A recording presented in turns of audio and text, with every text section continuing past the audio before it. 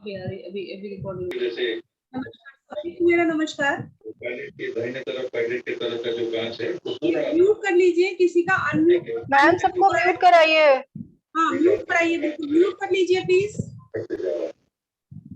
आरती अग्रवाल जी, में दिसंबर 2020 को एक परिवार के प्रशांत खन्ना जी म्यूट करिए। आने के बाद आरोपी महिला निर्मला को गिरफ्तार किया गया और इससे पहले 18 मार्च को।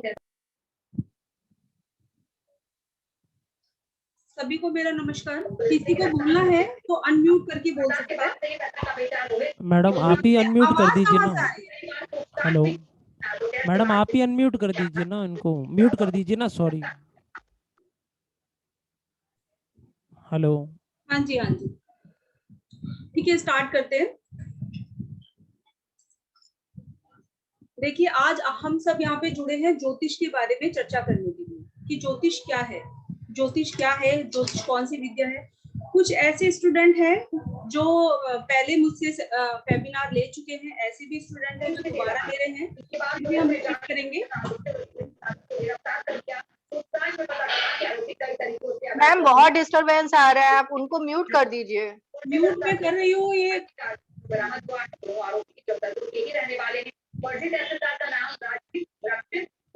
प्रवेश दुबे जी, आपके यहाँ से बहुत साउंड आ रहा है। प्रवेश दुबे जी, बहुत साउंड आ रहा है आपके यहाँ से, है ना। क्लास डिस्टरबेंस हो रहा है, क्लास नहीं हो पाएगा इस हिसाब से। अनम्यूट करके रखिए अपने आप को, सिर्फ जब जरूरत हो तभी आप अनम्यूट करें।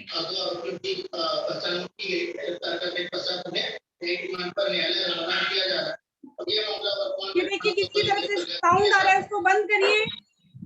मैडम उसका टीवी चालू है।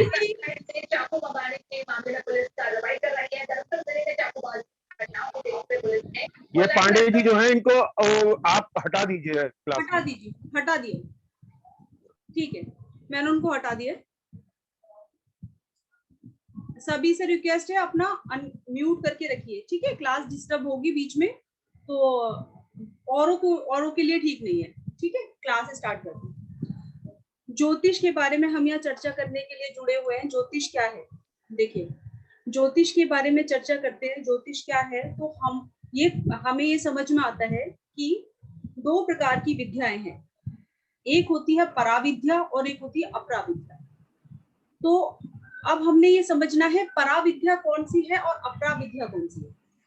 अगर हम उपनिषद की बात करें तो एक हमारे शास्त्रों में एक उपनिषद है जो है मंडूक उपनिषद। उसमें दो विद्याओं के बारे में बोला गया है कि सारा संसार दो विद्याओं से चल रहा है, एक है पराविद्या और एक है अपराविद्या। अपराविद्या वो विद्या होती है जो हम धन कमाने के लिए, रोजगार कमाने के लिए जिस विद्या को हम सीखते हैं वो होती है हमारी अपराविद्या। जैसे कि कोई डॉक्टर है, कोई इंजीनियर है, कोई इंजीनियर है, ठीक है, कोई टीचर है। हम लोग क्या कर रहे हैं, हम लोग सब पैसा कमा रहे हैं। पैसा कमाने के लिए ये विद्या हमने अर्जित की है ना। तो ये हमारी कौन सी विद्या हो गई, ये विद्या हो गई अपराविद्या। जिस विद्या को अर्जित करके हमने अपनी फैमिली चलानी है, अपना घर चलाना है, अपना जीवन चलाना है, ठीक। तो फिर बात आती है कि पराविद्या क्या है। पराविद्या वो विद्या है जो हमें डायरेक्ट परमात्मा से जोड़े। जैसे कि उपनिषद का मतलब है उप प्लस निषद, मतलब भगवान के समीप, ईश्वर के समीप जो हमें ले जाए वो होता है उपनिषद। तो उपनिषद ईश्वर के समीप ले जाने वाला। तो पराविद्या क्या है, जो हमें ईश्वर के समीप ले जा रही है। ईश्वर के समीप कौन सी विद्या हमें ले जा सकती है, हमें वेदों का ज्ञान हो, शास्त्रों का ज्ञान हो, उपनिषद का ज्ञान हो, ये हमें विद्या परमात्मा के समीप ले जा रही है, ठीक। अब बात आती है ज्योतिष की, कि हम ज्योतिष को अगर देखें तो ज्योतिष हमारी कौन सी विद्या है, पराविद्या है या अपराविद्या है, कोई बता सकता है? कोई अनम्यूट करके कोई बोलिए। मैम पराविद्या है। पराविद्या, ठीक है। और कोई? मैम पराविद्या भी है और अपराविद्या भी है। हाँ, दोनों ही है, पराविद्या भी है अपराविद्या भी है। बिल्कुल बिल्कुल बिल्कुल, दोनों ही हैं। देखिए अपराविद्या इसलिए है क्योंकि हम लोग आज जो सब जुड़े हैं सिर्फ इसलिए जुड़े हैं क्योंकि हमने ज्योतिष सीखना है। कोई आगे जाके ज्योतिष को प्रोफेशनली लेगा, कोई पार्ट टाइम में लेगा, कोई फुल टाइम में लेगा, कोई इसको टीचिंग प्रोफेशन बनाएगा, तो सब कोई ना कोई इससे रिलेटेड वर्क करेगा। लेकिन फिर भी ये परा विद्या है, अपरा होते हुए भी परा है। अपरा होते हुए भी परा कैसे है? क्योंकि ये अकेली एक ऐसी अपरा विद्या है जो हमें परमात्मा तक ले जाती है, मतलब हमें परा तक ले जाती है। ठीक, जिस दिन हम इस विद्या का हमें पूर्ण ज्ञान हो जाएगा, उस दिन हमारा डायरेक्ट ग्रह नक्षत्रों से हम लोग बातें करने लगेंगे। हमें किसी की कुंडली देखने के बाद हमें पता चल जाएगा कि ये ग्रह यहाँ पे है, ये क्या कह रहा है, ये राशि क्या कह रही है, ये नक्षत्र, इसका बल क्या होगा, एक्चुअल में इसका उपाय क्या होगा। तो धीरे धीरे धीरे धीरे जब हमें बोध होगा सच्चाई का, तो हम एक उस पॉइंट पे पहुंचेंगे जहां पे हमें ये पता चल जाएगा कि सब कुछ करने वाला वो है। उस समय जो होती है ना, हम धीरे धीरे अपने आप परा की तरफ झुक जाएंगे, हमें पता भी नहीं चलेगा। तो ये एक अकेली ऐसी अपरा विद्या है जो हमें सीधा परा तक ले जाती है, परा तक हमें जोड़ देती है। ठीक है, अब बात आती है कि ज्योतिष, हमें पता चल गया ज्योतिष परा अपरा विद्या है, लेकिन अपरा होते हुए भी परा तक हमें ले जाएगी। फिर दूसरी बात आती है कि हम ज्योतिष क्यों सीखे। हमें पता है अपरा विद्या है, परा विद्या, लेकिन हम सीखे क्यों, हमारा इसमें फायदा क्या है? क्योंकि आजकल इंसान क्या है, सभी इंसान आज के टाइम में सेल्फिश है। कोई भी काम बिना किसी फायदे के कोई नहीं करना चाहता। सब अपनी वीडियो ऑन कर लीजिए, मुझे पता चलेगा ना मुझे कौन कौन सुन रहा है। वीडियो ऑन कर लीजिए प्लीज, है ना। तो अब बात आती है कि हम लोग ज्योतिष क्यों सीखे।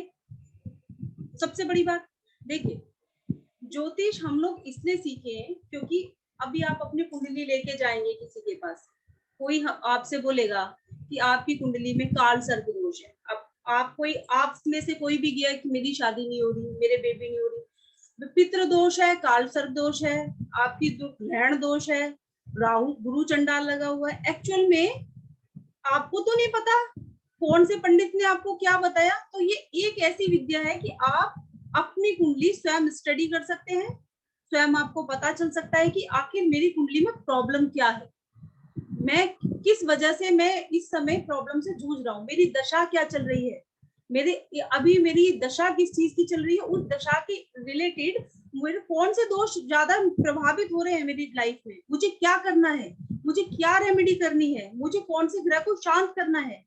ये आप सही डिसीजन ले पाएंगे। ठीक है, जब आपको नॉलेज होगी, आपको ज्ञान होगा, आपको किसी और के पास जाने की जरूरत नहीं है। और दूसरी बात, इस विद्या का प्रयोग करके आप स्वयं का तो अच्छा कर रहे हैं, साथ में आप अपने घर वालों का, अपने रिश्तेदारों का आप एक अच्छा काम भी कर रहे हैं। आप किसी को अच्छे से गाइड कर रहे हैं, आप किसी को सही रास्ता दिखा रहे हैं, है ना। इसलिए हम ज्योतिष सीखे, क्योंकि ज्योतिष सीखने से, किसी को रास्ता दिखाने से, किसी को सत्मार्ग को दिखाने से, किसी को सही गाइडेंस करने से जो खुशी मिलती है, वो जीवन की सबसे बड़ी खुशी है। आपको किसी और के पास जाने की जरूरत नहीं। ठीक, इसके बाद फिर एक चीज आती है कि ठीक है, हमें पता चल गया ज्योतिष कौन सी विद्या है, हमें ये भी पता चल गया कि ज्योतिष हम क्यों सीखे, लेकिन अब ज्योतिष का हमारे जीवन में रोल क्या है, सबसे बड़ी बात आती है। आप सभी अपना प्लीज वीडियो ऑन कर लीजिए, है ना। अब बात आती है कि हम ज्योतिष क्यों सीखें, ज्योतिष का हमारे जीवन में रोल क्या है। देखिए, मैं आपको जीवन में ज्योतिष का रोल बताती हूँ। देखिए, जब एक बच्चा पैदा होता है ना, तो आप बताइए, जब एक बच्चा पैदा होता है तो मुहूर्त कौन निकालता है, कोई बताएगा इसमें? कोई भी अनम्यूट करके बोलिए। भगवान पंडित जी। हाँ जी, पंडित जी। पंडित जी। और कोई बोलेगा? भगवान जी। हाँ, और कोई बोलेगा? भगवान जी। भगवान जी, ठीक है। और कोई? चलिए मैं बताती हूँ। बहुत अच्छा है, अच्छा बोला है। देखिए, वैसे ज्योतिष से ये निकाला जाता है नाम तो। हाँ जी, हाँ जी, बिल्कुल सही बात है। देखिए क्या होता है, कौन निकालता है मुहूर्त, आज इस पे चर्चा करते हैं। देखिए, जब एक बच्चा, आपने देखा होगा कि पिछले लॉकडाउन में कितनी सारी शादियां कैंसिल हो गई, पंडित ने ही तो मुहूर्त निकाले थे, तब भी शादियां कैंसिल हो गई। कभी भी आपने देखा होगा कि डॉक्टर जो डेट बताता है कि आपका बच्चा इस डेट पे होगा, कभी इस डेट पे हुआ है आज तक? या तो पहले हो जाता है, पहले ही हो जाता है, मैंने ज्यादातर देखा है। तो क्या होता है कि मुहूर्त निकालने वाला वो है, पंडित तो मेडिएटर है। देखिए होता क्या है, एक बच्चा जब इस दुनिया में आता है सब कुछ डिसाइड होता है, उसका लग्न कौन सा होगा, उसकी चंद्र राशि कौन सी होगी, उसका कौन से नक्षत्र में वो पैदा होगा, सब कुछ डिसाइड होता है। उसके दूसरे भाव में क्या होगा, तीसरे भाव में क्या होगा, चौथे भाव में क्या होगा, सब कुछ पहले से डिसाइड होता है। ठीक है, बस क्या है, जब वो बच्चा धरती पे आता है उस समय भगवान एक स्क्रीनशॉट क्लिक करता है, वो क्लिक हो गया, वो किसके थ्रू हमारे पास आया, पंडित जी के थ्रू। ये लीजिए आपके बच्चे का रिपोर्ट कार्ड या आपके बच्चे की जन्म कुंडली ये है। उसके बाद वो क्या होता है, उसके दोष निकालता है कि ये दोष है, ये है, बच्चा बहुत अच्छा है। एक्चुअल में पंडित का कोई रोल नहीं है, जो बच्चा पैदा हुआ उसने वही रिजल्ट उसको दिया है, पंडित ने अपनी तरफ से कुछ नहीं लिखा। वो बच्चे ने जो जन्म लिया, जिस समय पे जन्म लिया, जन्म का समय, जन्म का स्थान और जन्म की तारीख, उसके हिसाब से बच्चे ने जो जन्म लिया, पंडित जी ने वो काम करके आपको दे दिया। अभी देखिए, अभी वो जो रिपोर्ट कार्ड हमारे सामने आई, एक्चुअल में वो रिपोर्ट कार्ड क्या है, वो है कुंडली, उसको बोलते हैं कुंडली। उस कुंडली में कितने भाव होते हैं, 12 भाव। भगवान ने पहले से डिसाइड किए हुए हैं कि उस कुंडली में 12 भाव होंगे। उन 12 भाव के हिसाब से क्या होगा, भगवान ने आपका पूरा जीवन उन 12 भावों में बना दिया। देखिए मैं कहती हूँ, मैं दिखाती हूँ आपको, शेयर करती हूँ।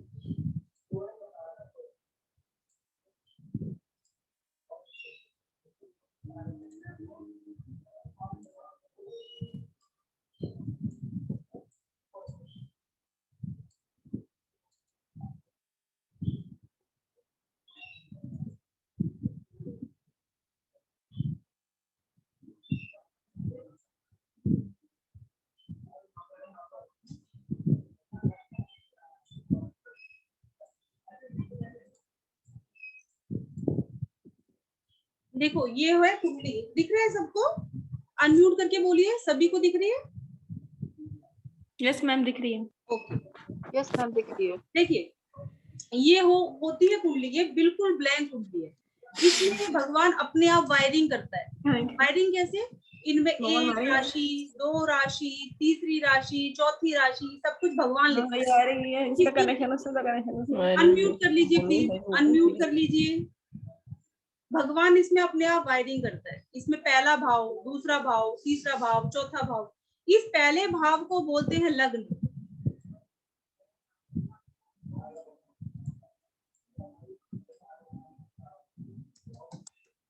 देखिए जो फ्रेशर है उनके लिए बताना जरूरी है, इसको बोलते हैं लग्न। ये पहला भाव है कुंडली का। इस लग्न से क्या पता चलता है, ये पहला भाव, देखो भगवान कैसे वायरिंग कर रहे हैं। इसमें भगवान ने क्या किया, उसका ये पहला हिस्सा, उसका नसीब, वो क्या लेके आया है, उसका नेचर, उसकी आदत, उसकी किस्मत, सब कुछ इसमें लिख दिया कि वो कैसा होगा, है ना। उसका नेचर कैसा होगा, उसकी आदत कैसी होगी, उसकी सोच कैसी होगी, उसका चरित्र कैसा होगा, स्वभाव कैसा होगा। बच्चे का जन्म यहाँ से आ गया, ये होगी उसकी लग्न। उसके बाद बात आती है उसके सेकंड हाउस की।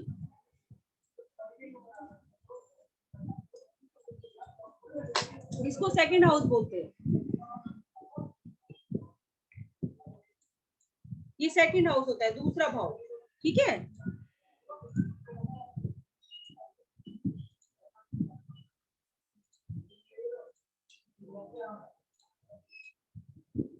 ये दूसरा भाव, देखिए अभी बच्चे का जन्म हो गया, अब उसको क्या चाहिए, उसको कुटुंब चाहिए। आप प्लीज अपनी वीडियो को ऑन कर लीजिए, मुझे ऐसा लग रहा है मैं पता नहीं किसको पढ़ा रही हूँ या कोई है भी या नहीं है। देखिए दूसरे भाव में क्या होता है, दूसरे भाव में बच्चे का आ गया, बच्चे की कौन आगे, उसके कुटुंब, उसका परिवार, उसकी वाणी, माता ने उसको जो पहला निवाला खिलाया वो उसको कैसा लगा, अच्छा लगा, खट्टा लगा, मीठा लगा। बच्चे का स्वाद, जीभ का स्वाद किसमें आएगा, सेकंड हाउस में।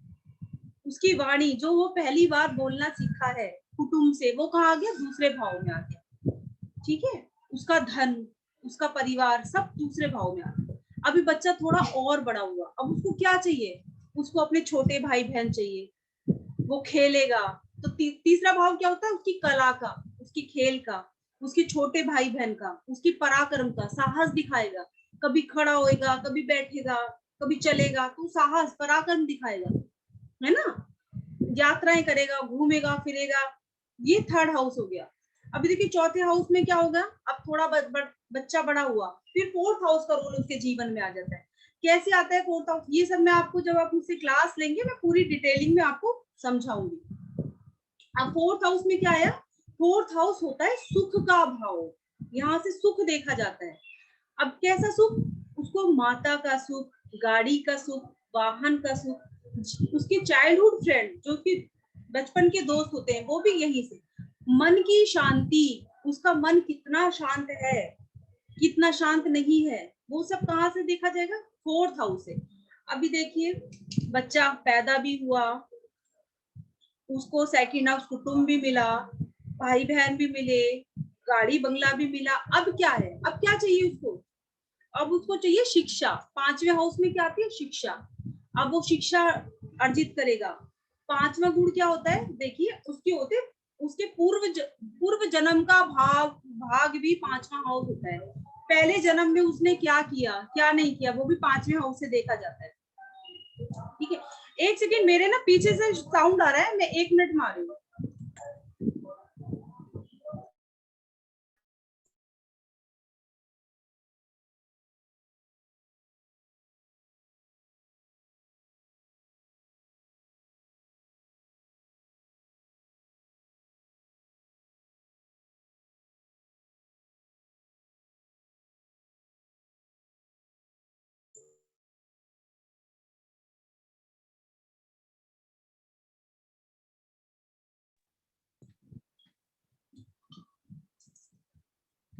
देखिए अब आते हैं पांचवें भाव पर। पांचवा भाव फिफ्थ हाउस में क्या होता है, फिफ्थ हाउस में आ गया उसके फिफ्थ हाउस में आ गए उसके पूर्व जन्म के कर्म।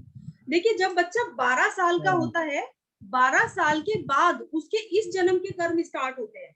4 साल तक बच्चा अपनी माता के कर्म को भोगता है, 4 साल तक बच्चा अपने पिता के कर्मों को भोगता है, और उसके बाद 4 साल तक बच्चा अपने पूर्व जन्म के कर्मों को भोगता है। जब वो 12 साल का होता है, 12 साल के बाद उसके इस जन्म के कर्म स्टार्ट होते हैं। तभी तो कहते हैं 12 साल तक बच्चे को कोई दोष नहीं लगता है ना। तो पांचवा हाउस क्या होता है, उसके पूर्व जन्म के कर्मों का होता है, उसकी शिक्षा का होता है, वो क्या सीखा है, उसके संस्कार का होता है, धार्मिक शिक्षा का होता है। पंचम हाउस संतान का भाव भी पांचवा होता है। ठीक है, मान लीजिए किसी लेडी की कोई संतान से रिलेटेड इश्यूज प्रॉब्लम आ रहे हैं, वो भी फिफ्थ हाउस से देखते हैं। अब देखिए छठे हाउस की बात करते हैं। अभी बच्चे ने शिक्षा अर्जित कर ली, अब वो क्या करेगा, कोई बता सकता है। अभी वो शिक्षा अर्जित कर ली, अब वो कंपटीशन करेगा। छठा हाउस होता है कंपटीशन का हाउस। शिक्षा अर्जित करने के बाद बच्चे को कंपटीशन चाहिए। ये हाउस रोग ऋण शत्रु का हाउस भी कहलाता है ना। शत्रु भी बनते हैं बच्चे के, स्टडी करता है तो कर्जा भी होता है, रोग भी, उसको बीमारी भी लगती है बहुत सारी जीवन में। ये छठा हाउस, लेकिन सबसे ज्यादा कंपटीशन के लिए ये हाउस देखा जाता है। ठीक, वैसे डाइवोर्स केस भी छठे हाउस से देखते हैं, वो हम बाद में जब भाव सिद्धांत पढ़ेंगे तब हम क्लियर करेंगे। अभी हम मोटा मोटी कुंडली प्रेडिक्शन सीख रहे हैं। अनम्यूट कर लीजिए, अनम्यूट कर लीजिए, किसी के पीछे से साउंड आया। सप्तम हाउस की बात करते हैं। देखिए सप्तम हाउस क्या होता है। सप्तम हाउस देखिए आपने स्टडी कर ली, आपने कंपटीशन कर लिया। छठा हाउस फर्स्ट जॉब का हाउस भी होता है, आपको जॉब मिल गई, अब आपको क्या चाहिए, शादी करेंगे। तो सातवां हाउस क्या होता है, विवाह का हाउस होता है। आप ये इससे क्या देखा जाता है, आपको विवाह का सुख देखा जाता है, आपका लाइफ पार्टनर कैसा है, आपके लाइफ पार्टनर का नेचर कैसा है, आपको विवाह का सुख जीवन में मिलेगा या नहीं, ये सातवां हाउस बताएगा। इस हाउस को पार्टनरशिप का हाउस भी बोला जाता है। अब बात करते हैं अष्टम हाउस की। अब देखिए पत्नी आ गई जीवन में, पत्नी आने के बाद क्या होता है, देखिए बहुत से लोग तो एकदम राइज कर जाते हैं, और बहुत से लोग एकदम ही नीचे ही आ जाते हैं पत्नी के आने से। तो अचानक से जीवन में घटने वाली घटनाएं वो हम 8वें हाउस से देखते हैं। अभी आपने देखा होगा ये सारी चीजें एक दूसरे से सब भगवान ने जोड़ के भेजा है। ये कुंडली भगवान ने बड़ा सोच समझ के डिजाइन की है। इसी में ही पूरी जीवन भगवान ने इसी में लिख दिया। 8वां हाउस हमारी आयु का हाउस भी है, आयु के साथ साथ हमारी डेथ का हाउस भी है ना। और अचानक पैतृक संपत्ति, जो संपत्ति हमें बड़े हमारे पितरों से मिलती है, बड़े मतलब हमारे दादा से परदादा से जो हमें संपत्ति अचानक से मिल जाए, उसमें भी अष्टम का रोल आता है। अष्टम को रिसर्च भी बोला जाता है। जो बच्चे स्टडीज से रिसर्च करते हैं पढ़ाई में बहुत ज्यादा, वो भी आध्यात्मिकता का हाउस भी अष्टम होता है। जो लोग समाधि में चले जाते हैं वो भी अष्टम से देखा जाता है। अभी देखिए अचानक से जीवन में राइजेस आ गए, अचानक से घटना हो गई जीवन में। अब 9वां हाउस क्या बताएगा? 9वां हाउस होता है आपका भाग्य। अभी पत्नी आई, अचानक से जीवन में परिवर्तन आया, अब आपका भाग्य उदय हुआ या नहीं, ये कौन सा हाउस बताएगा? 9वां हाउस। आपका भाग्य, आपका पिता का हाउस, आपका भाग्य का हाउस, आपके धर्म का हाउस 9वां हाउस। अभी क्या हुआ 9वें के बाद? अब बात आती है 10th हाउस की। 10th हाउस हमारा क्या है? 10th हाउस हमारा कर्म स्थान है। कर्म स्थान क्या? आप क्या कर्म कर रहे हैं। 10th हाउस हमारा नौकरी का होता है, हमारे बिजनेस का होता है 10th हाउस। इसके अलावा आपके आज के जो कर्म है, आप वो कर्म भी हमारा 10वां हाउस दिखाता है, क्योंकि हमारा कर्म का हाउस। 10th का देखिए, 10th का क्या है? 10th को लोग सिर्फ नौकरी और बिजनेस के लिए देखते हैं, नहीं। 10th हाउस आपके कर्म भी है, आपके आज की कर्म, वो देखिए कैसे। 10th का कनेक्शन, अगर 10th का कनेक्शन 10th का कनेक्शन अगर आपकी कुंडली में 3rd हाउस के साथ आ जाए, कोरोना हुआ था, कोरोना हुआ था। म्यूट कर लीजिए प्लीज। 10th का कनेक्शन अगर आपकी कुंडली में, बताओ आप बताओ। 10th का कनेक्शन अगर आपकी कुंडली में 3rd हाउस के साथ आ जाता है, तो ऐसे लोग अपनी कला के क्षेत्र में आगे हो जाते हैं, अपनी कला को ही अपना प्रोफेशन बना लेते हैं, है ना। 10th का संबंध अगर 4th हाउस से आ जाता है, तो लोग अपने घर से काम स्टार्ट कर देते हैं, प्रॉपर्टी डीलिंग का काम कर लेते हैं। 10th का कनेक्शन अगर 5th से आ जाता है, तो बच्चे इन्वॉल्व हो जाते हैं आपके काम में, या फिर आप जो शिक्षा प्राप्त करते हैं अपने जीवन में, उससे रिलेटेड आप काम कर लेते हैं। 10th का रिलेशन अगर 6 से आ जाता है, तो ऐसे लोग जॉब करते हैं। 10th का रिलेशन अगर 7 से आ जाता है, तो लोग बिजनेस करते हैं। और 10th का रिलेशन अगर 9 से आ जाता है, तो लोग धर्म के काम में, धर्म के साथ धर्म का काम करते हैं, है ना। तो 10th का रिलेशन, 10th आपका कर्म है, जिसके साथ जुड़ जाता है इंसान वो कर्म करने लगता है। इसके बाद बात करते हैं हम 11th हाउस। अभी देखिए आपने कर्म किया, तो आप कुछ कमाएंगे भी, कुछ अर्जित भी करेंगे। तो आपने जीवन में क्या जोड़ा, क्या अर्जित किया, आपको क्या उपलब्धि मिली? सिर्फ उपलब्धि, पैसे की भी। आप जीवन में जिस ये 11th हाउस वो हाउस है जिसके साथ भी जुड़ता है उसकी वृद्धि करवा देता है, जिसके साथ जुड़ेगा उसकी वृद्धि करवा देगा। अगर 7 के साथ जुड़ेगा तो आपकी शादी करवा देगा, 2 के साथ जुड़ेगा तो धन में वृद्धि करवा देगा। वृद्धि का हाउस है, लोग कहते हैं धन की वृद्धि, नहीं, धन की वृद्धि नहीं, ये इस हाउस का काम है, जिसके साथ भी जुड़ेगा उसकी वृद्धि, किसी की भी वृद्धि करवा देगा। अगर 8 के साथ जुड़ गया तो रोग की वृद्धि करवा देगा, 6 के साथ जुड़ गया तो लोन की वृद्धि, कर्जे की वृद्धि, 2 के साथ जुड़ गया धन की वृद्धि, जिस वृद्धि है। 5 के साथ जुड़ गया तो संतान पैदा करवा देगा, और अगर 7 के साथ जुड़ गया तो आपकी शादी करा देगा। ये वृद्धि का हाउस है जीवन में। पैसे के साथ भी जुड़ता है, पैसे की वृद्धि भी होती है, क्योंकि ये दोनों धन भाव भी मेन है। कारक क्या है? धन का भाव। अब आप जब जीवन में आपने धन की वृद्धि कर ली, तो उसके बाद आप कुछ खर्च भी करोगे। तो 12वां हाउस क्या होता है? आपके खर्चे का हाउस। आपने क्या खर्च किया, क्या व्यय किया। व्यय सिर्फ आपके धन का व्यय नहीं होता है, आपके शरीर का व्यय भी होता है, क्योंकि लगन का द्वादश है, वो मैं आपको बाद में सिखाऊंगी ठीक कैसे देखते हैं लगन का द्वादश। हॉस्पिटल भी है, जेल खाना भी है, धन का व्यय भी है, ठीक है। इसके बाद गुरु का आश्रम भी है। आपने जीवन में जो चीज छोड़ दी वो सब 12th हाउस में आती है।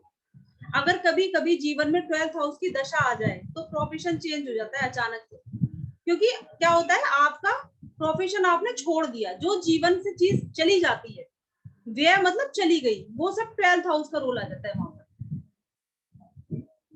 ठीक है। ये हमने आज आपको पढ़ाए भाव, 12 भाव। अभी देखिए जैसे ये 12 भाव होते हैं, ऐसे इन भाव में राशियां भी होती है, और हर एक राशि का अलग नेचर होता है ना। अब मान लीजिए ये जो लग्न है, जो हमने इसको पहला हाउस बोला है, लग्न इसको पहला हाउस बोला है, अगर इस पहले हाउस में मेष राशि आ जाए तो इंसान का नेचर कैसा हो जाएगा। अभी देखिए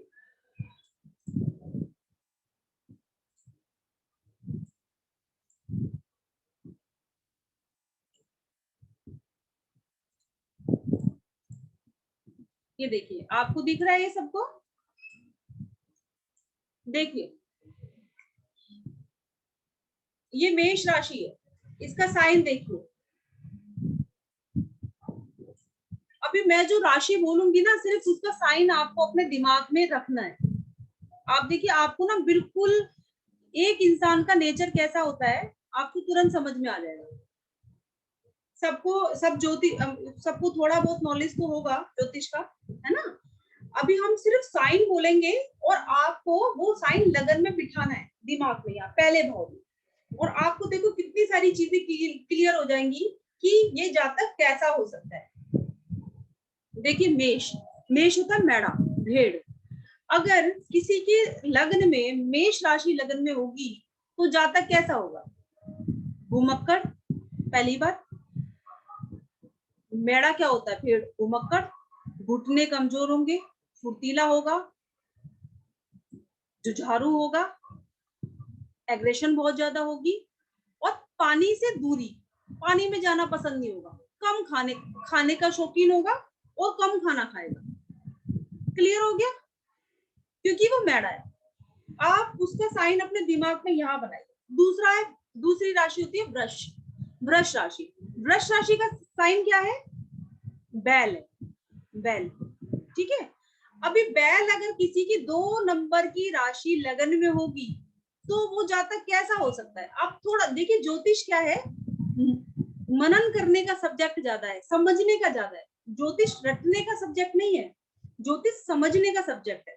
अगर किसी की वृषभ राशि लगन में होगी तो क्या होगा, बड़ा मजबूत होगा, बड़ा त्यागी होगा, बड़ा सहनशील होगा, कृषि का काम करने वाला होगा, सहनशील होगा। कैसे होगा, बैल को 2-4 चाबुक भी मार दोगे तब भी हल जोतेगा, उसको फर्क नहीं पड़ता, सहन कर रहा है सब कुछ, बड़ा त्यागी है। क्योंकि त्यागी कैसे, दूसरे के लिए खेत में काम कर रहा है, हम लोगों के लिए त्याग की भावना होगी।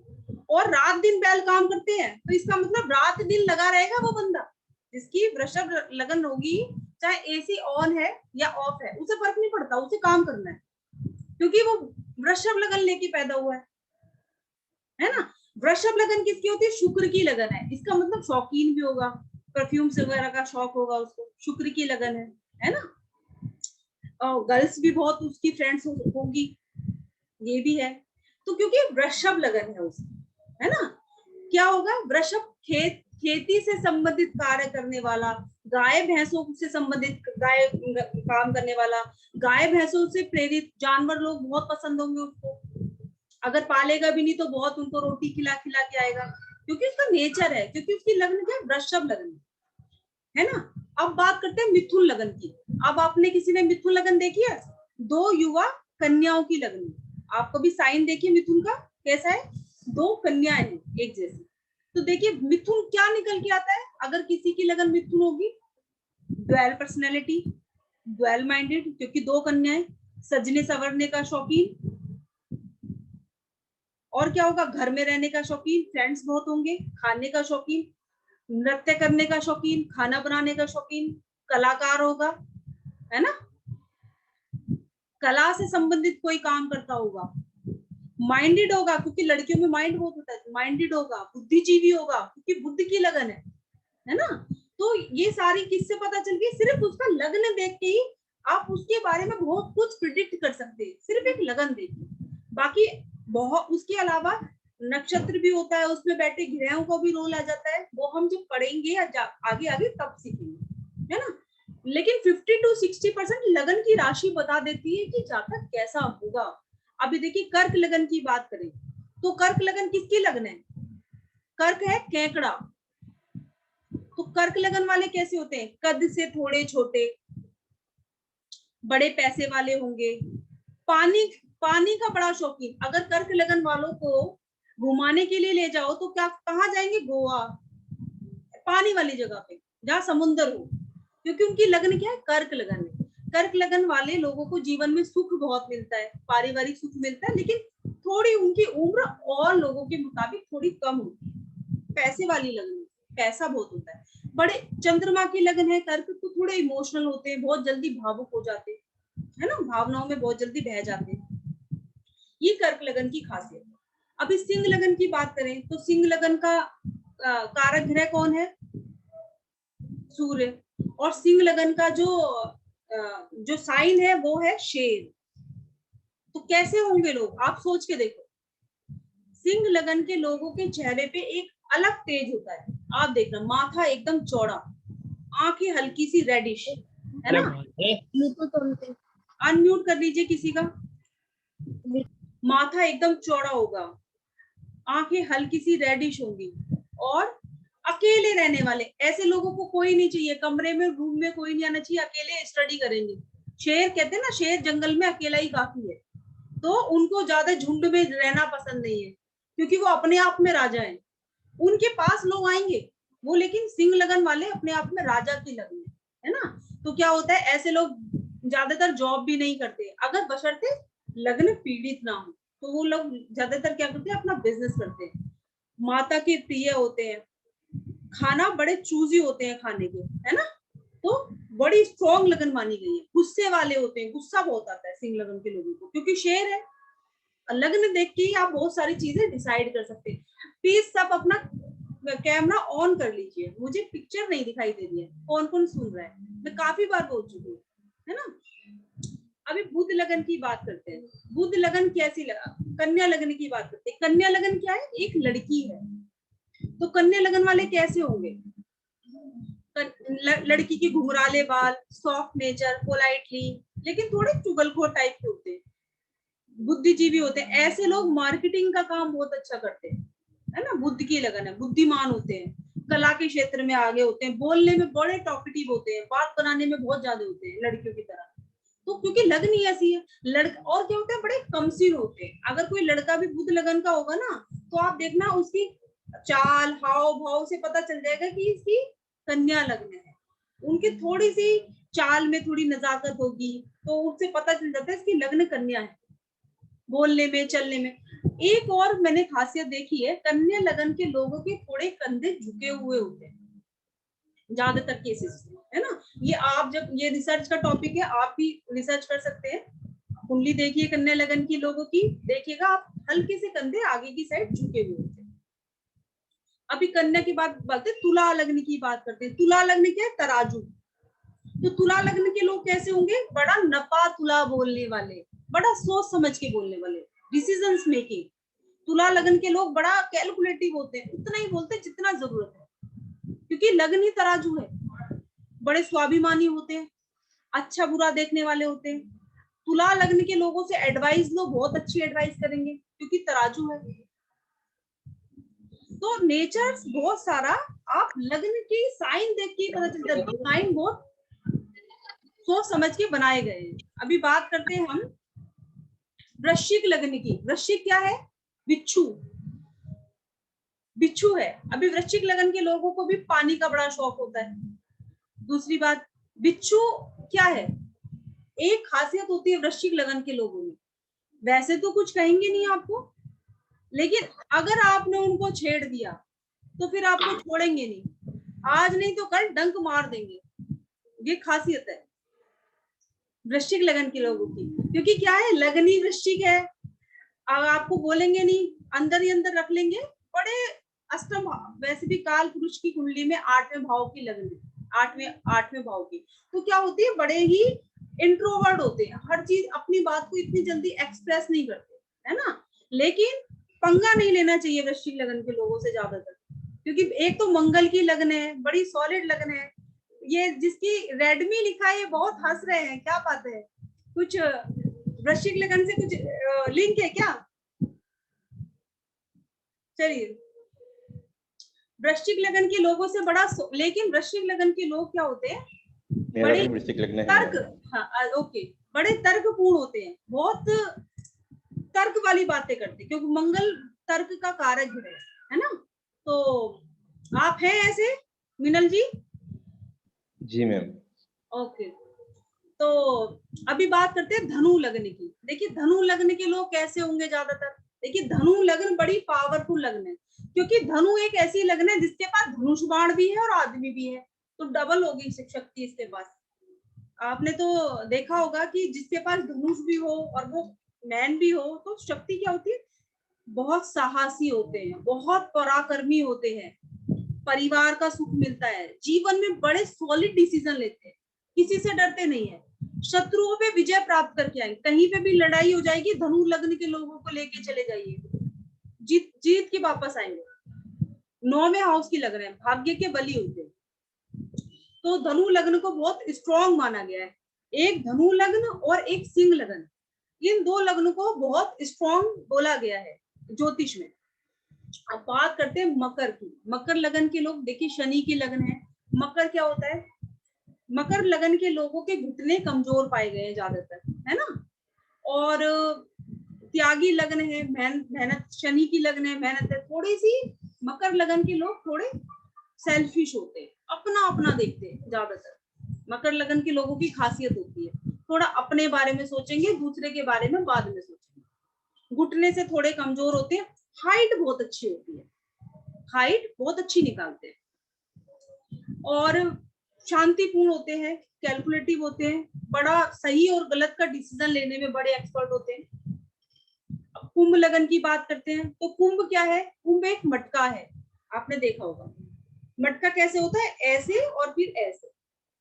तो आपने देखा होगा कुंभ लगन के लोगों की खास विशेषता होती है, इन लोगों के पास पैसा बहुत होता है, लेकिन जितना पैसा होता है इनका कभी उससे पेट नहीं भरता, इन्हें और पैसा चाहिए और चाहिए। कुंभ लगन के लोगों की कभी पैसे की होने के बावजूद भी जितना भी पैसा आ जाए कम है, आना चाहिए आना चाहिए। इनके अंदर इच्छाएं बहुत होती है, क्योंकि इच्छाएं इसलिए होती है कि कुंडली की बात करें तो 11वें हाउस के लगन है ना, तो 11वें हाउस में हम क्या देखते हैं, अपनी डिजायर देखते हैं, इच्छाएं। जिसका 11th हाउस बहुत बड़ी है, जीवन में बहुत सारी इच्छाएं होती है, बहुत सारे काम करता है, बहुत सारे बिजनेस करता है, पैसे कमाने के लिए उसके पास बहुत सोर्स इकट्ठे करता है। ज्यादातर लोग 11th हाउस जिसका बली होगा, लग्न बली होगी, वो जॉब करता ही नहीं है, बिजनेस लाइन में घुस जाता है और एक अच्छा सबल बिजनेसमैन भी बनता है। मीन लगन की बात करें तो मीन लगन गुरु की लगन है, मछली है। मीन लगन के लोग क्या है, आपस में बड़े संतुलन बना के रहते हैं। मछली आपने देखा होगा, बिल्कुल ऐसी स्ट्रेट चलती है पानी में, ना तो ऊपर चलती है ना नीचे, एकदम स्ट्रेट चलती है।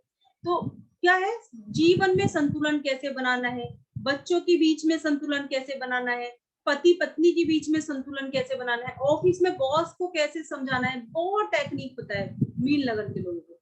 बहुत संतुलन वाली राशि है। मीन लगन के लोग अगर कभी बिजनेस करते हैं तो मछली है इसका साइन। ज्यादातर समुद्र के नीचे जो चीजें पाई जाती हैं, जैसे मोती है, सीप है, स्टोन है, इसका बिजनेस करते हैं तो उनको जीवन में बड़ा लाभ होता है। ये मीन लगन की विशेषता है, ठीक है। अभी देखिए हमने क्या क्या पढ़ा, हमने पढ़ा भाव। भगवान ने 12 भाव हमें दिए हैं, उसमें हमारा जीवन लिख दिया। 12 भाव के साथ भगवान ने 12 राशियां भी दी है, हर एक जातक का अलग नेचर बनाया है। अब देखिए कैसे बनाया है। मान लीजिए मेरा भी मीन लगन है, आपका भी मीन लगन है, पर हम दोनों का नेचर एक जैसा नहीं होगा। कुछ इफेक्ट आता है, नक्षत्र का रोल आ जाएगा वहां। आपका नक्षत्र कुछ और है, मेरा नक्षत्र कुछ और है, इसलिए आपका मेरा नेचर मैच नहीं करता। चलो मान लिया एक स्टेज पे आके आपका मेरा नक्षत्र भी मैच हो गया, लेकिन आपका चरण कुछ और है, मेरा चरण कुछ और है। भगवान ने ना बहुत सारे पैरामीटर्स बना रखे हैं, कोई भी पैरामीटर फिट नहीं होता है ना। तो हर चीज एक दूसरे से अलग इंसान को अलग करती जाती है। इसलिए भगवान ने क्या किया है, पूरे ज्योतिष को 12 भाव, 12 राशियां, 9 ग्रह, 27 नक्षत्र और एक होता है अभिजीत नक्षत्र, 28 नक्षत्र, जो कि हम बाद में चर्चा करेंगे। 27 नक्षत्र में भगवान ने पूरी ज्योतिष को बना दिया है कि ये आपका ज्योतिष है। मैम एक क्वेश्चन है। हाँ जी मैम, जैसे कि लग्न में जो राशि है, मतलब वो तो हम समझ गए, लेकिन जो खुद का एक राशि होता है तो उसका प्रभाव कैसे मतलब निकलता है? हाँ, मैं बताती हूँ। देखिए अभी आज मैं आपको ये चीज अगर बताऊंगी, इनका जो मिनल का क्वेश्चन था, तो शायद आज आपको समझ में नहीं आएगा। कुछ लोगों को समझ में आ जाए, लेकिन कुछ लोगों को समझ में नहीं आएगा। ठीक है, देखिए फिर भी मैं आंसर दूंगी आपका। लगन हर मैक्सिमम लगभग 2.25 घंटे के अंदर लगन चेंज हो जाती है ना। आज एक बच्चा मेष लगन में पैदा हुआ तो लगभग 2.25 घंटे के बाद लगन चेंज हो जाएगी। वो वृषभ लगन आ जाएगी, फिर 2.25 घंटे के बाद मिथुन लगन आ जाएगी, फिर 2.25 घंटे के बाद कर्क लगन आ जाएगी। ये लगन सबके पैरामीटर्स अलग अलग होते हैं। अब बात आती है चंद्रमा। चंद्रमा 2.25 दिन एक ही राशि में रहता है। ठीक है, तो बहुत से ज्योतिष कहते हैं कि आप चंद्र कुंडली देखो, बहुत से ज्योतिष कहते हैं आप लग्न कुंडली देखो, लेकिन ज्यादातर व्यक्ति किस चीज में कंफ्यूज होते हैं कि हम लग्न को माने या हम चंद्र को माने। यही क्वेश्चन है ना आपका, हाथ उठाइए। हाँ, तो बहुत से लोग कहते हैं कि हम चंद्र को माने, हम लग्न को माने। अब आप खुद ही डिसाइड करिए। एक चीज जो 2.25 दिन में चेंज हो रही है, तो 2.25 दिन, जो बच्चे 2.25 दिन के अंदर पैदा होंगे, क्या सबका नेचर एक जैसा होगा?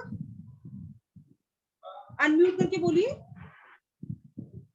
नहीं होगा। लेकिन जो चीज 2.25 घंटे में पैदा हो रही है, तो उसका ज्यादा रोल आएगा जीवन में, या जो चीज 2.25 दिन में चेंज हो रही है उसका जीवन में ज्यादा रोल आएगा? आप बताइए। 2 घंटे में मैम जैसे लग्न चेंज होता है, वैसे योग सारे ग्रह भी चेंज हो जाएंगे ना। हाँ, जो चीज 2.25 घंटे में चेंज हो रही है उसका ज्यादा रोल आएगा, ना कि जो चीज 2.25 दिन में चेंज हो रही है। तो जो चीज 2.25 घंटे में चेंज हो रही है, वो उसमें अगर पैरामीटर्स देखे, उसमें नक्षत्र देखे, उसमें चरण देखे, तो उसका हमारे जीवन में ज्यादा रोल है। इसलिए हमेशा लगन कुंडली को देखा जाता है, लगन कुंडली बली में, ना कि चंद्र कुंडली। चंद्र कुंडली इसलिए बली बोला जाता है क्योंकि, इसलिए कहते हैं, बहुत से एस्ट्रोलॉजर का मत है, लेकिन मैं इस फेवर में नहीं हूँ, मैं लगन की फेवर में हूँ, फिर भी मैं बोलती हूँ चंद्र कुंडली इसलिए बोलते हैं क्योंकि हमारी जो बॉडी है वो 70% पानी से बनी हुई, वाटर से बनी हमारी बॉडी में। इसलिए कहते हैं कि हमारे, क्योंकि जो भी हमारे जीवन में हमारे जो थॉट उत्पन्न होते हैं, वो किससे रिलेट करते हैं? चंद्रमा से, मून से। आपने कुछ भी सोचा, सबसे पहले कहाँ आया? आपके मन में भाव आया, है ना। आप सोचोगे कि मैं कल को ये बिजनेस स्टार्ट करूं, तो आपने बिजनेस स्टार्ट नहीं किया, लेकिन सबसे पहले कहाँ पे रोल आया? आपके मन में थॉट आया, है ना। तो आप, इसलिए लोग कहते हैं कि आप चंद्र कुंडली को देखो, क्योंकि मन ज्यादा बली, लेकिन मन से भी बली एक चीज है लग्न जी। इससे लग्न इज वेरी वेरी इंपॉर्टेंट। आप लगन को देखिए, बहुत से पैरामीटर्स में देखा जाता है कि मान लीजिए आप किसी की शादी निकाल रहे हैं, सपोज करिए किसी की शादी नहीं हो रही, 35-36 की एज हो गई है, वहां पे आप लग्न भी देखिए, चंद्र भी देखिए, और फिर आप नवांश D9 भी देखिए, तब वहां पे क्या है, अलग अलग पैरामीटर्स देखे जाते हैं। फिर आप सिर्फ एक चीज देख के डिसाइड मत लो, वहां पे आप चंद्र भी देखो, लग्न भी देखो, नवांश भी देखो। किसी का बच्चा आपको देखना है, बच्चा नहीं हो रहा है, तो वहां पे आप लग्न भी देखो, लग्न कुंडली भी देखो, चंद्र कुंडली भी देखो, और D7 एक चार्ट होता है जिसको बोलते हैं वर्ग कुंडली, आप वो भी देखिए। मैं आपको सिखाऊंगी कैसे देखते हैं, तब आप डिसाइड करिए। तो फिर सारे पैरामीटर हमें लगाने होते हैं, है ना। लेकिन अगर दोनों की बात की जाए तो लग्न कुंडली ही बली मानी गई। ठीक है जी मैम, मतलब मैं क्या बोलना चाहता था, वो तो ठीक है, मैं समझ गया मैम। और मतलब क्या पूछना चाहता था मैं, अभी जैसे कि लग्न, हाँ मैम, जो मतलब लग्न जो है, जैसे कि जो लग्न में जो राशि होगा उनका कैरेक्टर वैसा ही निकलेगा। हाँ, लगभग बिल्कुल हाँ, वैसा ही। अभी देखिए लगभग वैसा ही कैरेक्टर, नेचर, उसका तो प्रभाव आएगा ही बिल्कुल।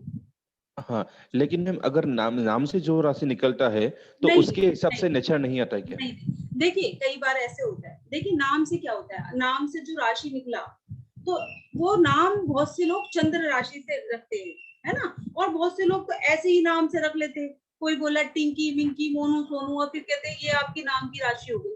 तो ऐसे थोड़ी। तो जो आपका जिस समय भगवान ने आपको जो रिपोर्ट कार्ड दिया है, जो पंडित ने आपको दिया है आपका कुंडली, उसमें आप कब पैदा हुए, आपका जन्म समय, आपका जन्म का स्थान, आपकी जन्म की तारीख, वो जो तीनों चीज होती है नहीं दिया है इसका। हाँ जी, जिसको पता ही नहीं है जन्म का टाइम का, उसका क्या? हाँ, जिसका जन्म का समय पता नहीं है। देखिए अभी आज मैं मोटा मोटी एक कैलकुलेशन बताती हूँ। वैसे तो एक सीधा है कि हम प्रश्न कुंडली लगा सकते हैं। आपको भी प्रश्न कुंडली का कॉन्सेप्ट पता नहीं होगा, हम प्रश्न कुंडली लगा के देख लेते हैं। दूसरी बात, अगर जन्म तो आप हाथ भी देख सकते हैं। और तीसरी, अगर आपको उसको जन्म का समय पता नहीं है तो आपको ये तो पता होगा कि वो पैदा कब हुआ है। आप चंद्रमा उस समय कहाँ था, चंद्र कुंडली बना लो। उस केस में चंद्र कुंडली तो बन जाएगी ना। चंद्रमा तो 2.25 दिन एक ही राशि में रहता है, तो उस केस में आपकी चंद्र कुंडली काम करे। चंद्र कुंडली के साथ आप प्रश्न कुंडली रख दीजिए, बहुत सारी चीजें क्लियर हो जाएगी, है ना। अभी उसको सिर्फ टाइम नहीं पता ना, तो टाइम से क्या उसकी लग्न नहीं निकल पाएगी, लेकिन चंद्रमा तो जिस राशि में होगा उसी राशि में बैठा होगा, तो चंद्र कुंडली बन जाएगी इजीली। और किसी का कोई क्वेश्चन है?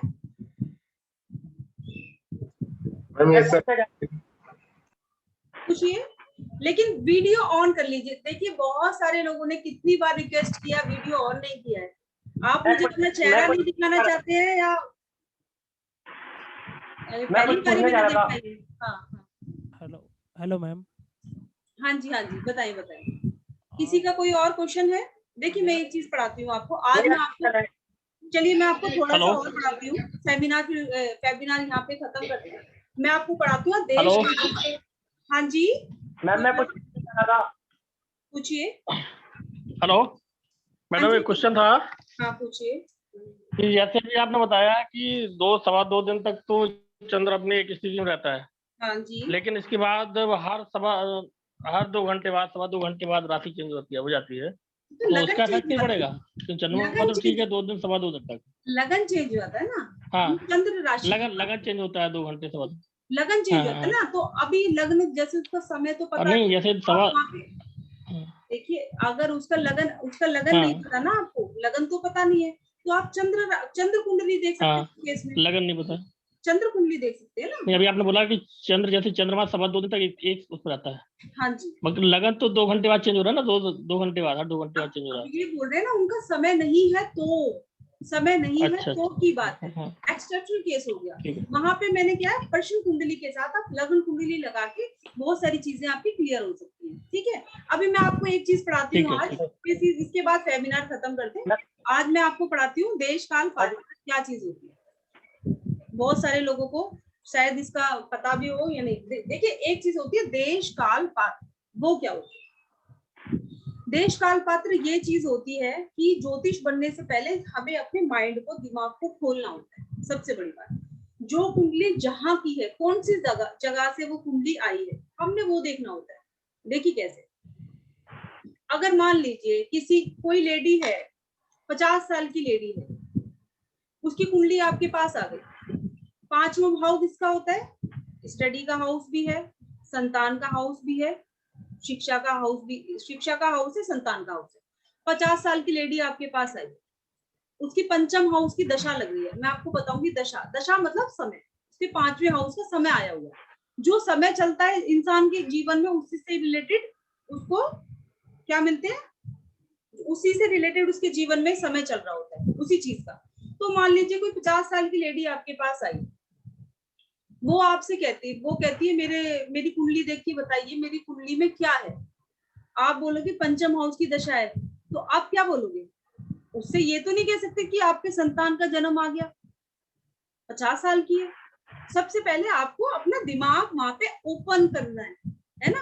आप क्या बोलोगे कि आप कुछ स्टडी शुरू करने वाले हैं, कुछ आपकी पढ़ाई का, कुछ धार्मिक शिक्षा का आपका संबंध इस समय बन रहा है, आप कुछ धार्मिक शिक्षा में जुड़ेंगे, है ना, ऐसा कुछ समय आ रहा है, इसको बोलते हैं देश काल पर, है ना।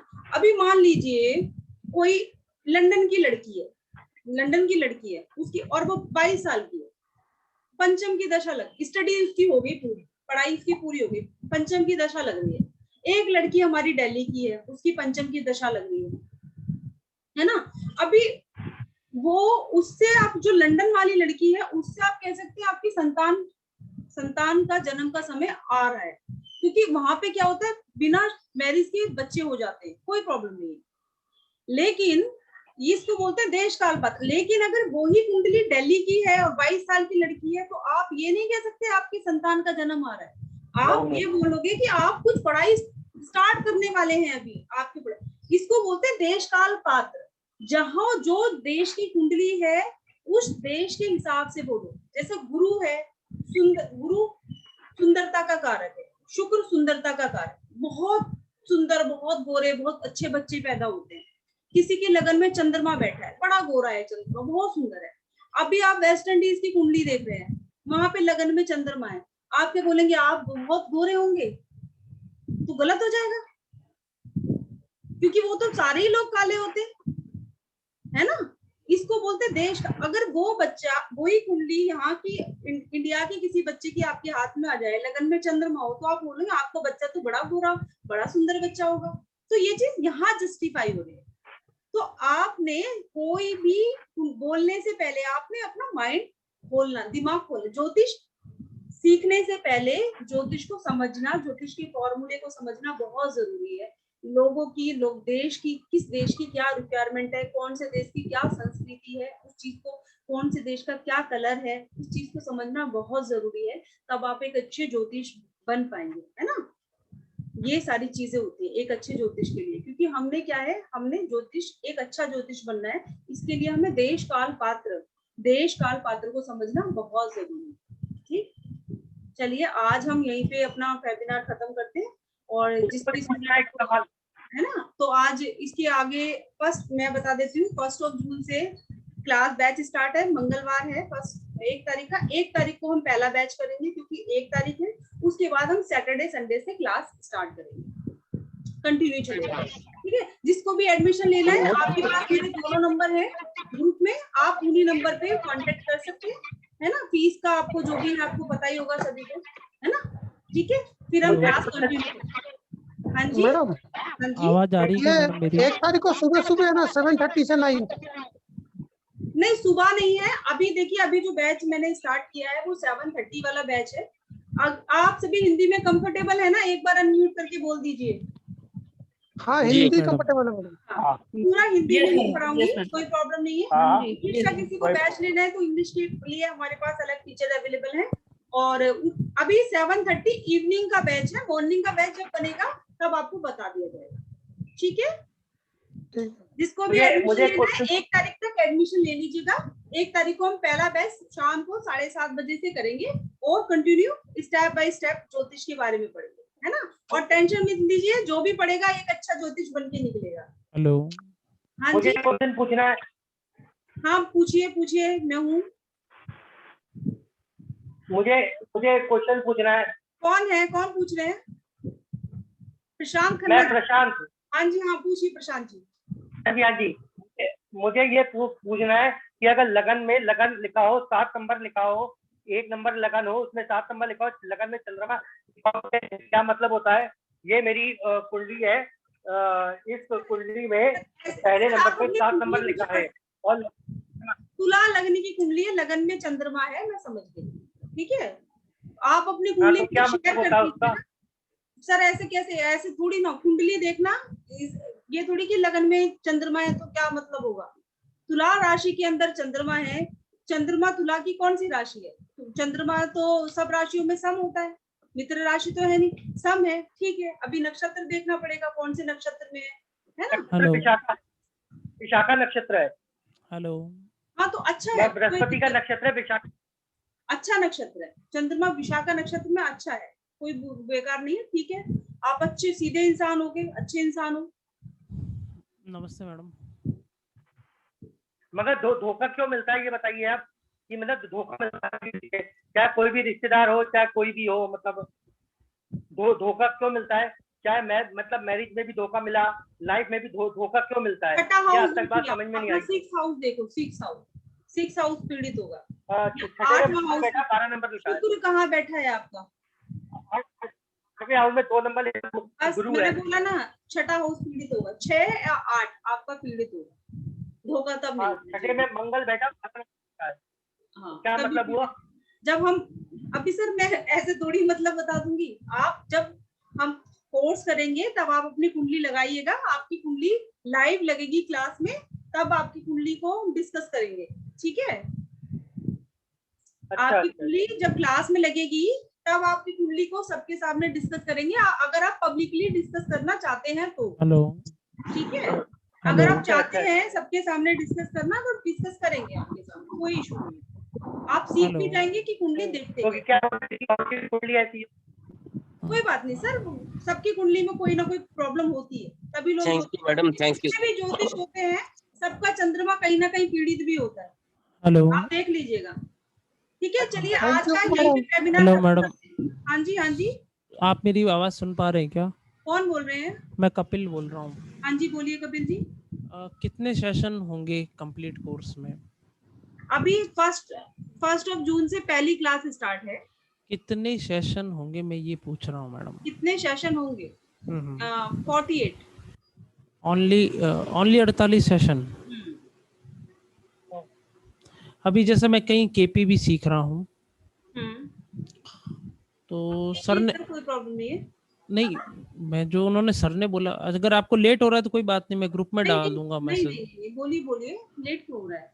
प्रॉब्लम तो मैं आप सुनेंगे। हाँ, जैसे मैं केपी सीख रहा हूँ, मैं कोई टेक्निकल टर्म नहीं डिस्कस कर रहा। जैसे जब मैं केपी सीख रहा हूँ तो सर वैदिक भी पढ़ाते हैं, पर उनका बैच अभी नहीं है, तो वो उन्होंने बोला था कि जैसे वैदिक भी पूर्ण है, केपी भी पूर्ण है, पर जैसे वैदिक में बताते हैं कि भी जैसे पर्टिकुलर समस्या के लिए D24 देखना है प्रॉपर्टी के लिए, ठीक है ना, पर लोग सीधा लगन कुंडली देख के ही सीधा मतलब निर्णय दे देते हैं, इसीलिए वो मैं आपको कभी नहीं पढ़ाऊंगी कि सीधा लगन कुंडली देख के ये डिसीजन ले लो, मैं किसी को भी नहीं कहती। जब तक आप वर्ग कुंडली नहीं देखेंगे, D9 नहीं देखेंगे, लगन नहीं देखेंगे, चंद्र नहीं देखेंगे, और वो मैं आपको बताऊंगी कि कैसे कैसे देखते हैं, तभी मैं आपको डिसीजन लेना सिखाऊंगा।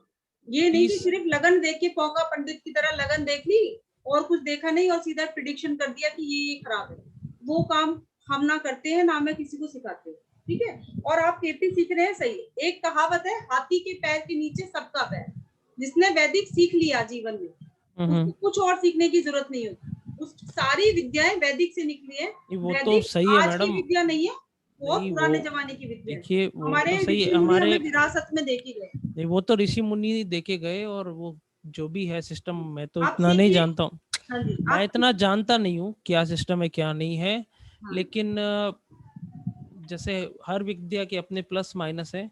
अब यूँ तो हमारे सुनील सर कहते हैं कि भैया केपी सीखने में 3 जन्म नहीं, विद्या वो क्या कहते हैं, वैदिक इतनी वास्ट है कि सीखने में 2-3 जन्म लग जाते व्यक्ति को। पर खैर कोई बात नहीं, मेरे को और भी कोई प्रॉब्लम होगा तो मैं मैसेज कर दूंगा आपको, और अकॉर्डिंगली फिर ज्वाइन कर लेंगे। ऐसा नहीं है 2-3 जन्म, सिखाने वाला भी होता है। मैं 3-4 महीने में बच्चों को इतना सिखा देती हूँ कि कोई 2 साल का बच्चा भी आएगा ना, तो आप उससे ज्यादा आपको नॉलेज होगी। ये मैं लिख के दे सकती हूँ, आप खुद ही बोलोगे, है ना? ठीक है मैडम। फीस का कितना है मतलब बता फीस देंगे? का तो सभी को पता है, और अब मुझसे बाद में डिस्कस कर लीजिएगा जैसा भी। ओके, ठीक, okay, thank you so much, नमस्कार। हेलो हाँ जी, हेलो मैडम, मैं ये पूछना चाह रहा हूँ, मुझसे फोन पे बात कर लीजिएगा, मेरे पास दोनों नंबर है। जिसको भी कुछ फीस से रिलेटेड, कोर्स से रिलेटेड। नहीं मैडम, मैं कोर्स से रिलेटेड ही है। मैं कह रहा हूँ ये जो 48 क्लासेस आप करोगे, हाँ जी, ये कौन बोल रहे हैं पहले ये बताइए? नवरत्न बोल रहा हूँ मैडम। हाँ जी, हाँ जी। मैं ये पूछ रहा हूँ कि जो 48 क्लासेस है, ये वीक में कब रहेगी या कंटिन्यू? देखिए, अगर बाई चांस मान लेते हैं आपकी किसी दिन क्लास छूट जाती है, तो आपको रिकॉर्डिंग अवेलेबल होगी, आप रिकॉर्डिंग देख सकते हैं। फिर भी कुछ समझ में ना आए तो आप पूछ सकते हैं नेक्स्ट क्लास में। Every Saturday and Sunday class है, एवरी सैटरडे एंड संडे 7:30 बजे, 1.5 घंटे। सैटरडे हाँ, हफ्ते में 2 क्लास है मैडम। हाँ जी, और आपको रिकॉर्डिंग अवेलेबल होगी। अगर आपको कुछ बीच में रिकॉर्डिंग हुई है वो अवेलेबल होगी। ये हाँ अभी ये तो रिकॉर्डिंग भी मैं डाल दूंगी। इस रिकॉर्डिंग रिकॉर्डिंग हुई है, 1 घंटे की रिकॉर्डिंग है,